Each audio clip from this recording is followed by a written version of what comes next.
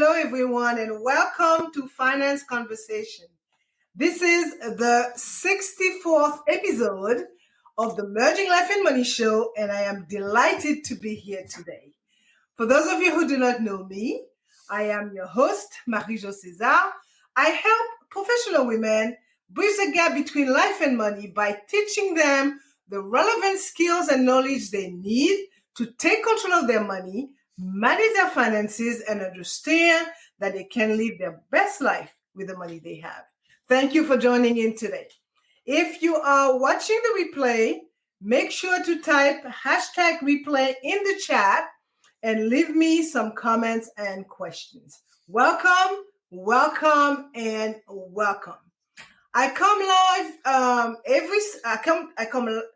to you live every Thursday. My God, I can't even talk today. At 5 p.m. Pacific Standard Time to share valuable information about how to achieve financial wellness and live your life with means and meaning. Today, my special guest, a regular contributor to the show, Eric Dudley, will be talking about Social Security and what you should know about it. That is what we'll be spending the next 30 minutes or more talking about. So Eric, good afternoon. Eric is an independent, experienced, holistic financial advisor whose specialties are retirement planning, investing solution, and life insurance in particular. He does other things too. Eric is also the founder and president of Dudley Financial Group. And I must note that one of Dudley's Financial Group's main goals is to help their clients build their best tomorrow while protecting them today. Also, Eric is a frequent contributor to the Merging Life and Money Show. Thanks, Eric, for your contribution. And welcome to the Merging Life and Money Show, and welcome followers and listeners. Thank you for joining in today. So grab a pen and a notebook, as you might want to take some notes to discuss them further with family members, friends, and colleagues, because it is about sharing values that could benefit others. And this is a very important topic for Americans in particular. And those, you don't need to be 60 to be listening to this, because retirement is something that we prepared from early on, and Social Security plays a big part into it. So if you have any comments and questions, make sure to type them in the chat. And for those of you who do not know, the main objective of the Merging Life and Money Show, and my very strong why, is to empower as many women as I can with what I know about money and finance. So today we will be talking about, as I said, Social Security. And before I turn it to Eric, I just want to give the show some context, okay? So Social Security is a government program that provides means of retirement, disability, and death benefit to citizens and legal residents of the United States, okay? The program began in 1935 as the nation's response to the plight of its elderly. Now, remember now, 1935, we were in the middle of the Great Depression.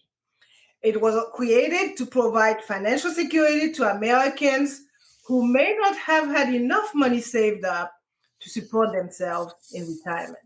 So till today, the program is intended to provide a base of protection and benefits are financed primarily through dedicated payroll taxes paid by the workers and by their employers.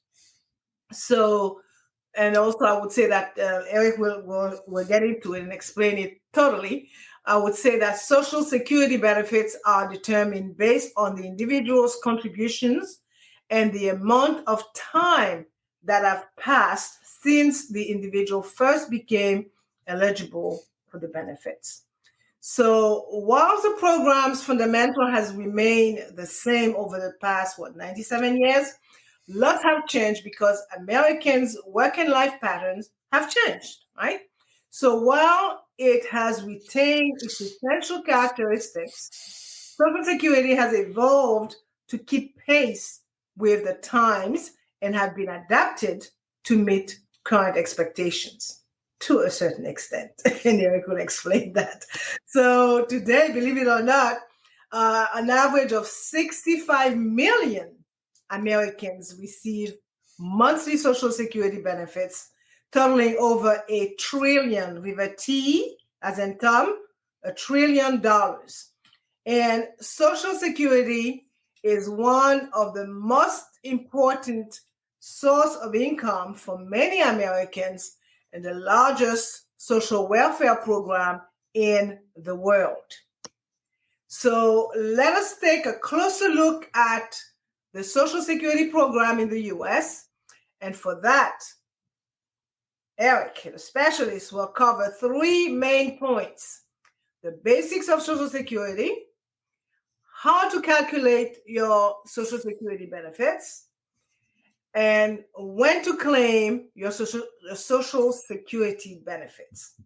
So now let's take a look at point 1. So Eric, tell us about the basics of Social Security. Okay. Well, hey, thanks for having me on again, MJ. It's a pleasure.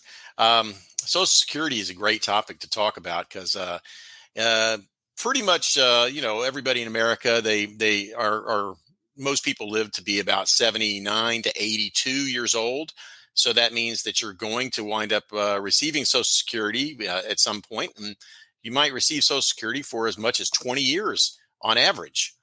So it's going to dominate your life as far as how you get paid and how you pay your bills. So understanding Social Security is really important. And honestly, there needs to be a class so that everybody really understands it. Certainly before retirement, but even as you're going in retirement or going while you're working, because how you get Social Security and how much you get of Social Security depends upon what you do while you work. In order to qualify to receive the benefits of Social Security, you have to work about 10 years worth of employment at a full-time rate. So once you've done that, you are now vested into Social Security. And by doing that, you're going to be able to receive, whenever you get to be 65 or 62, if you want to take it early, a certain amount of Social Security wages. So it's important to know, I mean, you're going to be, the more that you're able to make while you're earning money, the more you'll be able to draw from Social Security once you start drawing. Okay. So it's important. And that's the reason why I say you should know about how you're going to receive Social Security early on so that you can make sure that you're going to receive as much as you can. As you can see, up on the chart just a second ago. I'm so sorry. That's okay. It's okay. Well, I was going to talk about, as you can see, Social Security, whenever it was first brought up in 1935, people were living to be in their early 60s. So when they had the Social Security program, it was really for people that were living, as long as they should have, and possibly the ones that were lucky enough to live a few years longer.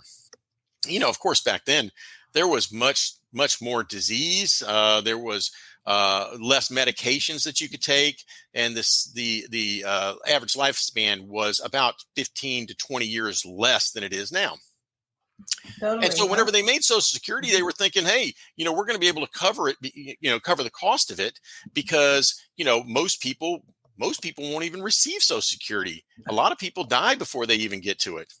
And, but that's not the case anymore because of modern medicine and the ability for our country to feed everybody and to be able to, not have problems because of that. Our average lifespan has gone way up. And because of that, the age of our country has gotten much older. And now you have a lot more people on Social Security. As a matter of fact, it used to be that there was literally dozens of people for each person to support that one retiree. Okay. So they would be all the people that were working would pour their money in, and one retiree would be able to reap the rewards of that. while he was in, or he or she was in retirement. But that's not the case anymore. Now it's like 2 people for every retiree. Okay. And How so times have changed. right. It is much different, and it's going to be hard to keep it solvent. And as a matter of fact, they're talking about Social Security fund running out in 2034. Well, Mhm. now the question is, do I believe that the Social Security fund will run out? Well, no, I don't. Okay, I don't, because our government has shown time and time again it is willing to print money in order to fund it. Okay, so I believe that's part of what they will do, but also they will probably change some of the regulations. Okay, right now you can retire at 62 and get partial benefits, and you get full retirement at 67. It's very likely that at some point they're going to move the full retirement to 70, and they're probably going to move the partial retirement to 65. That's very likely to happen. Yeah, I'm not saying it's going to happen. Yeah, let's put it this way: it's not going to be something that the U.S. government is looking. I mean, Switzerland been at 67 for a while. Yeah, I mean, because as you said, the way of life is much better. The advancement in medical field is affording us longer, healthy lives. So the narrative has to change a little bit. Yeah. So sorry to cut you off, but I just wanted to add that about Switzerland. No, it's great. And if you really think about it, Social Security is a pension, okay, or an annuity, either way you can say, and it's supposed to last you for the rest of your life. People love pensions and annuities because of that, and lifetime guaranteed income. But of course, like I said, the government wasn't planning on funding it for 20 years. They were planning on funding it for 2 or 3 years, but now it's changed. So what they're probably going to do is move the year whenever you can actually start taking it back, so they wind up having less years to be able to fund people, and that will definitely solve a lot of the problems. Good. So you did. In fact, I was going to ask you that question about would Social Security run out, but you already sorry about that.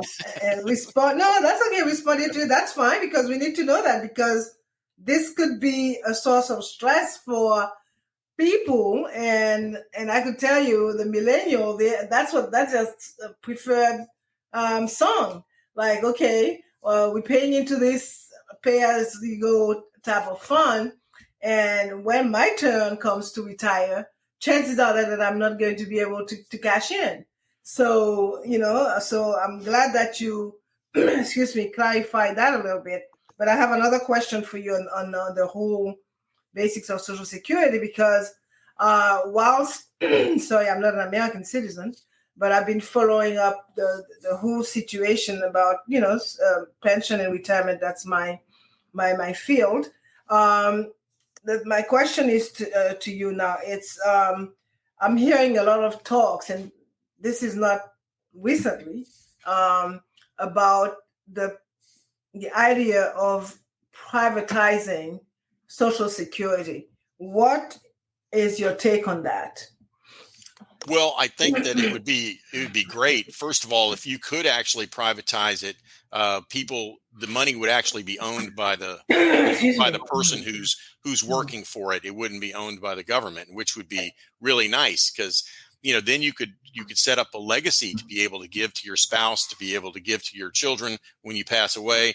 Plus, you would be able to have different investment options, which would be really good, and hopefully get a better return than what Social Security usually brings about, which is about 2% on your money. Do I think that will happen? No, I don't, because that is political dynamite right there. I know as soon as you start touching they call it the third rail of politics. Yeah.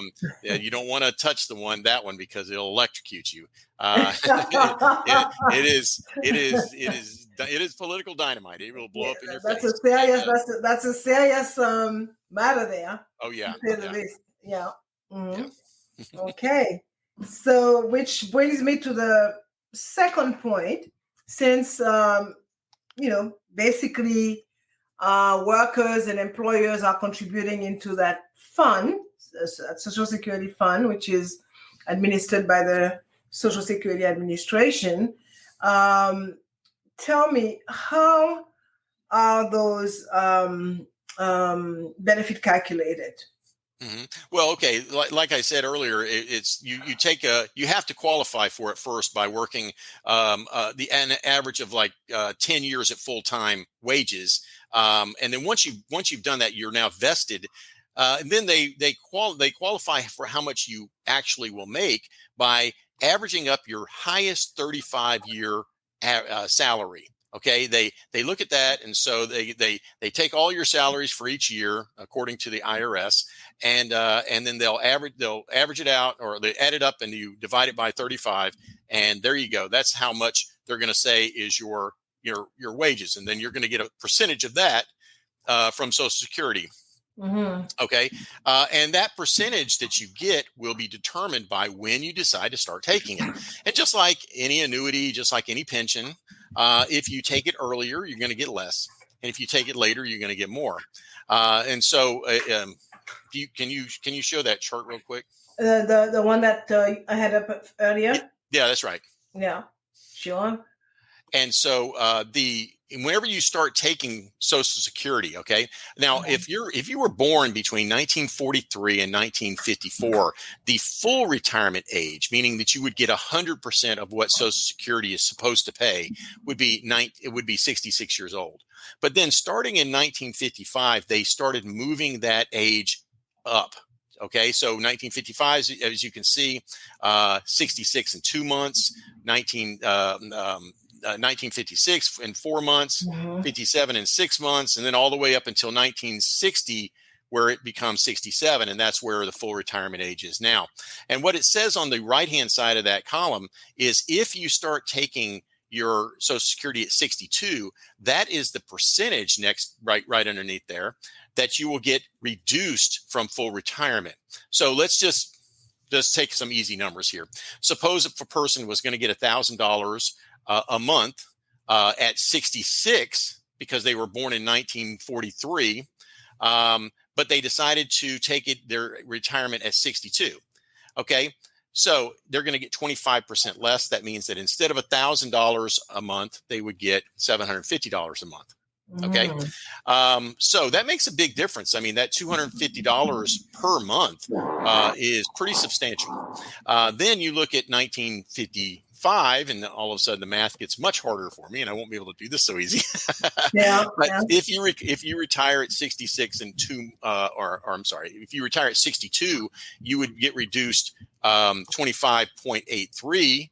Again, that would even be more than or even less than $750. So each year it goes down to where that in 1960, and now anybody born after that would have a 30% reduction. So if for instance, I was born after 1960, if I were to get $1,000 at 67 and I retired at 62, I would only receive $700. So 30% reduction.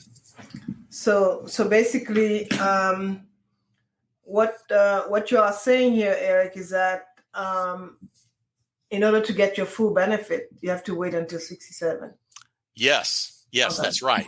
Now, one thing that's really cool, though, and this is something that if you can do it, then you should do it. Okay, is that if you don't mind working, okay, and if your body can handle it, and if you really enjoy what you're doing, and you say, I don't want to retire at 62, and I don't even want to retire at 67, I want to work until I'm 70.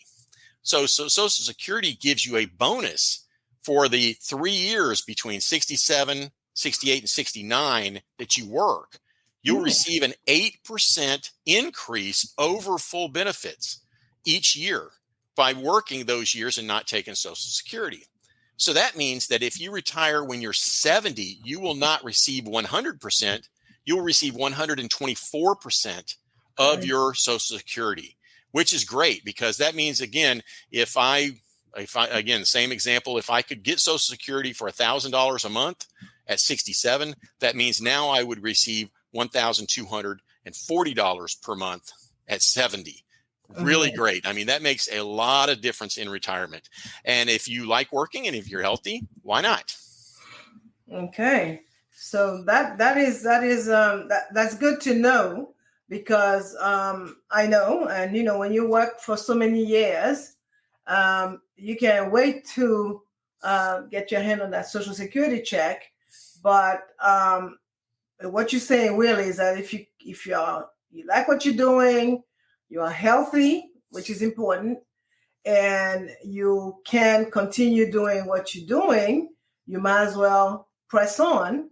And so that when you do decide to exit the workforce, you would have Social Security plus a bonus, basically. Yeah. Now, tell me, and pardon my ignorance if I'm talking out of tune here, can an employer force you to retire? Well, employers can. I mean, sure, they can fire you, but that doesn't mean that you have to stop working and start taking Social Security. You can go out and get another job, or let's just say you have money saved. You don't have to start taking Social Security until you actually decide to. It's up to you. Okay, so that's entirely up to the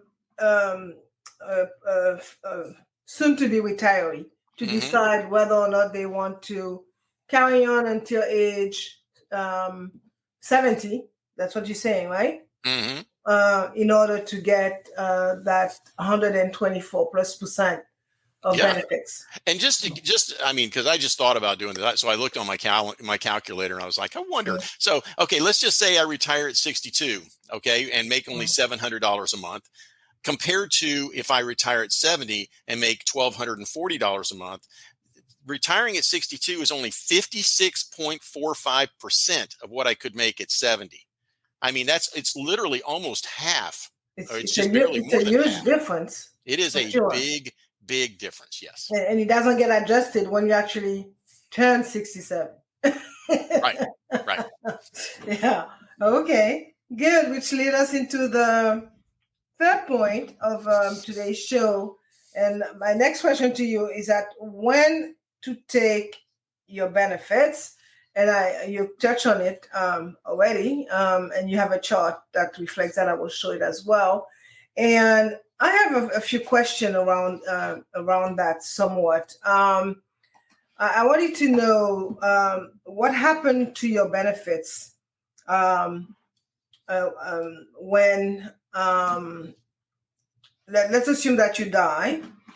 We will die eventually. So what happened to the benefits? I mean, if let's say you retire at 67 and 70, you're gone. And you worked for I don't know how many years, and you have quite a bit of contribution in the pot. So once you answer your main question, I would like for you to tell me what happens when that happens. So do you want to see the chart before the other chart? You can show that in just a minute. But as far as what your question is, if you're married and you and your spouse both are receiving Social Security, the surviving spouse gets to keep the larger of the two Social Security checks. So that's great. But unfortunately, that means that they were receiving two checks. They were already receiving the larger one, and they were also receiving the smaller one. They won't get to keep both of them now. So that means that person is going to be taking a big pay cut. And that's one of the things that contributes to a lot of women in this case, being impoverished during retirement, because as soon as that happens, you may not be able to pay your bills, and because of that. And then also and they also do have a small death benefit to take care of final expenses, but it's really not enough to take care of final expenses today. Okay. So that I understand correctly. So if you're both retirees, both husband and wife retired, husband dies, before wife. So wife would have to pick. Let me go back a bit. So while the husband was alive, they had two Social Security checks coming in. Yeah. Right. Husband dies. Wife has to make a choice. I won't say a choice, but she would select the larger Social Security check. Mm-hmm. So so I understand now what you say by saying, okay, you're getting a cut in salary, so Yeah, a yeah. cut in income. I mean, it's kind of part of your retirement salary, if I could put it this way. So that's again, that's very important to realize that Social Security is only one of the many legs Mm-hmm. that will support you when you are in retirement. Yep. Yeah. Okay. So tell me now what you wanted to touch on. Um, I guess you probably talked about it already. Oh, Um, if you could show that chart, that yeah, would be I could show that okay. certainly. Yeah, here it is. Yeah, this is a great In chart. fact, I'm Okay. going to make it bigger. Now the question is, when do you want to start taking Social Security benefits? And the answer is, well, it's up to you. I mean, when do you need it? When do you want it? How long are you going to live? When do you want to stop working? All of those questions are really up to you. But of course, there's going to be, advantages and disadvantages to taking it early or even taking it late. It just depends. Like, just to give you an example, if a person were, let's just say, in not good health, okay, and maybe they have different diseases that run through their family, heart disease, diabetes, whatever, and they're 62 years old, already don't feel good, would I recommend that they wait until 70 until they start taking it? Absolutely not. No, I'd go ahead and start taking it early, because you may not get a chance to take it late. And so if you have genes, on the other hand, that, hey, you've got 8 or 9 relatives that that lived into their 90s, you're feeling great, you exercise, you eat right, all of the things that the actuaries and the insurance company would say, yes, you're going to live a long time, then you probably will. And so taking it late might wind up making you a lot more money in benefits. So as you can see on this chart, if you look at where it says, if you started taking it at 62, then at 70 you would have already, in this example, already made $134,400 whenever you hit 70. And you can see, if you started taking it at 64, it's about $20,000 less. At 66, another $25,000 less. And at 70, it says you haven't taken any yet. Okay, so that's just showing you, hey, look, this person has a choice. They take it at 62, whatever, or in each age down. And at 70, you haven't gotten anything yet. But you can see that by 75, the person who took it at 62 is at 215,000, but the person who took it at 70 is already at 150,000, and they're catching up fast. And by the time they hit 80, they've almost caught up completely. Now the person who took it at 62 has 302,000, and now the person at 70 has almost 300,000. And by 85, it's not even close. The person who took it at 70 is making way more money. So as you can see, I mean, as far as just getting benefits go, if you want to get the most benefits and you think you're going to live long, take it at 70. Right. If you don't think that you're going to live long, take it earlier. Right. So what I would say is that you got to take into consideration, you have to do some good planning on the Social Security aspect of your retirement income. And I guess the main operator there is how healthy you are. And sometimes some people come from some good genes, right? And they hang on for a bit. And I don't think that Social Security like those kinds too much. But but it is what it is.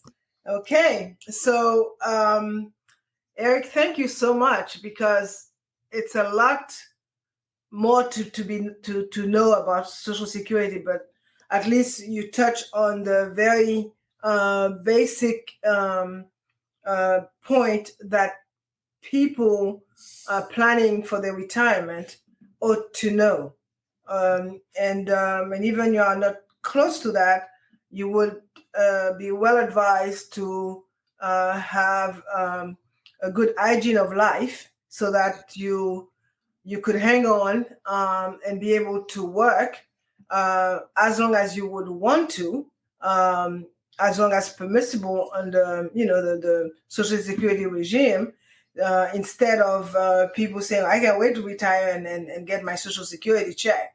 So it is not in your advantage if you are healthy and you're able to still continue and carry on to be too much in a hurry to take it. But again, I would say it's all based off everyone's circumstances. Mm-hmm. Okay. Absolutely. So, yeah. So thank you again, and I'm going to wind down some. It's already 30 minutes after the hour. So today we talked about the basics of Social Security. We talked about how to calculate your Social Security benefit and when to claim your Social Security benefits. So as I see it, Social Security is one of the most important, I would say, safety nets for retirees in the United States, right? But there are a lot of misconceptions about how the system works, and you have proven that this afternoon. For example, many people believe that they will automatically receive their full benefits when they retire. And you showed that this is not always the truth. However, the amount you receive is based on your earnings history and the age at which you retire. So if you retire early, your benefit will be reduced. And it is also important to understand that Social Security is not a savings account, and benefits are not based on how much you have contributed over your lifetime, right? Instead, Social Security is a more of a pay as you go type of system, and benefits are based on your earnings history. So this means that if you stop working, your benefit will stop as well. So Social Security is not designated, or I should say, it's not designed to be your sole source of income in retirement. All right. So the average benefit is only currently about $17,000 per year. So if you want to maintain your standard of living, you will need to supplement your Social Security with other source of income. All right. So if your employer has a 401k, you may want to maximize that. If not, you would want to have your Roth IRA or your IRA going on as well. And in addition to that, you would want to have your long-term saving in tow, because usually they talk about the three-legged stool when getting ready for retirement. So given all of this, it is crucial that you understand how the system works and how much you can rely on it before making any decisions about retirement. Otherwise, you could end up facing a significant financial shortfall in retirement. So I would therefore recommend that you contact Eric for help understanding your options and making the best decision for you and your family. So again, thank you for listening today. And before I forget, Eric, could you please tell the audience how they can reach out to you? I have a banner for you, so you may not have to say it. I will just show it. Okay. Let's see. I do have it here. Let me show that. Is that Eric? Yes, it is. So I will let it run for the rest of the show. So, well, this brings us to the end of today's Merging Life and Money's episode.